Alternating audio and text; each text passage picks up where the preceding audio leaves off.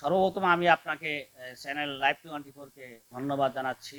সম্প্রতি সারা বাংলাদেশে যে সমস্ত হত্যাকাণ্ড ঘটছে, বিশেষ করে আমাদের মিটফোর্ডে যে সোহাগ হত্যাকাণ্ড, একজন ব্যবসায়ীকে নির্মমভাবে অমানবিকভাবে, যেটা আমরা এই দেশের সাধারণ মানুষ, কোন দল, এটা কেউই এইরকম নির্মম হত্যাকে মেনে নিতে পারে না। খুব দুঃখজনক, অত্যন্ত মর্মান্তিক। আমরা চাচ্ছি সকল দল মত নির্বিশেষে এই যে সমস্ত হত্যাকাণ্ড সোহাগ সহ, আপনারা জানেন সোহাগের আগে আমাদের এক যুব দলের নেতা খুলনাতে, তাকেও বহিষ্কৃত নেতাকে নির্মমভাবে হত্যা করা হয়েছে। এর আগে চট্টগ্রামের আউজানে যুব দলের নেতাকে হত্যা করা হয়েছে। বিভিন্ন স্থানে এই হত্যাকাণ্ডগুলি করা হচ্ছে। একটা বিশেষ মহল সুপরিকল্পিতভাবে এই সমস্ত হত্যাকাণ্ডগুলি করছে এই দেশকে অস্থিতিশীল করার জন্য। আসলে জানেন, আপনি বলেছেন সোহাগকে হত্যা করছে, এটা কি কেউ বলে চাঁদাবাদের জন্য, কিছু কিছু দল বলতেছে, বিশেষ করে চাপিয়ে দিচ্ছে, বিএনপির উপরে চাপিয়ে দিচ্ছে কিছু মহল এবং কিছু রাজনীতিবিদ আছে সাথে।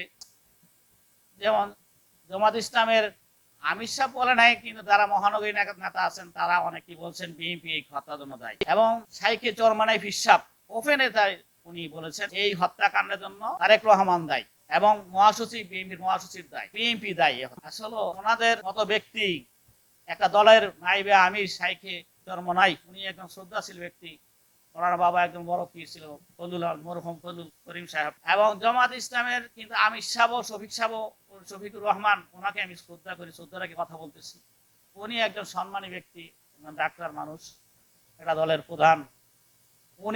উনিও বলতেছে, উনি সিধে একটা বিফিন দিয়েছে, বলছে একটা হত্যাকাণ্ডকে কেন্দ্র করে কোন দলের প্রধানকে বা ব্যক্তিকে বলা যাবে না। এই হত্যাকাণ্ডের সঠিক সুস্থ বিচার করতে হবে এবং এই যারা জড়িত আছে হত্যাকাণ্ডের সাথে, এটা আমাদের বিএনপির নেতা বা বিএনপির ভারতের চেয়ারম্যান জনাব তারেক রহমান এই সমস্ত হত্যাকাণ্ডের আগেই আমাদের দলের উপরে জিরো টলারেন্স জারি করছেন।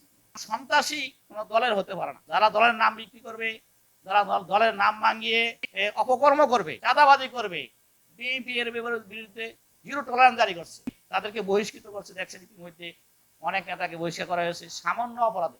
আমাদের নেতা বারবার বলতেছে তারেক রহমান এদেশের কোটি কোটি মানুষের হৃদয়ের স্পন্দন। উনি কত সুন্দর দেখেন, সাবিল বাসা, ওনাকে ইন্ডিকেট করে অনেক কথা ধৈর্যের করে দিয়েছে তারেক রহমান সাহেব। বিএনপি আসলে দেখেন একটা জনপ্রিয় বিশাল একটা বৃহৎ দল বাংলাদেশ। পেঁচিস হাসিনার পতন হয়েছে, আগে দুইটা দলই মোটামুটি ভালো ছিল অবস্থানে, সবচেয়ে বিএনপি জনপ্রিয় দল। এদেশে বিএনপি বহুদলীয় গণতন্ত্রের প্রবক্তা, গণতন্ত্রের প্রবক্তাদের আমাদের শহীদ রাষ্ট্রপতি জিয়াউর রহমান, যিনি স্বাধীনতা ঘোষণার মাধ্যমে এদের স্বাধীন হয়েছে, তার সুযোগ্য সন্তানকে নিয়ে এইভাবে কটূক্তি করা, একটা দলের প্রধানকে নিয়ে একটা হত্যাকাণ্ড জড়িত, এটা আমরা খুবই দুঃখজনক। আমরা এটা তীব্র ভাষায় নিন্দা জানাচ্ছি। বিএনপি একটা জনপ্রিয় বড় দল, এই দেশের বিএনপির ভাবমূর্তি যারা নষ্ট করার জন্য চেষ্টা করছে, এটা পরিকল্পিত একটা মহল এগুলি করতেছে। আর আমাদের মাননীয় প্রধান উপদেষ্টা বলেছেন ডিসেম্বরের মধ্যে নির্বাচন কমিশনার সাহেবকে বলছেন ডিসেম্বরের মধ্যে নির্বাচনের ব্যবস্থা করতে, সম্পূর্ণ প্রক্রিয়া শেষ করার জন্য।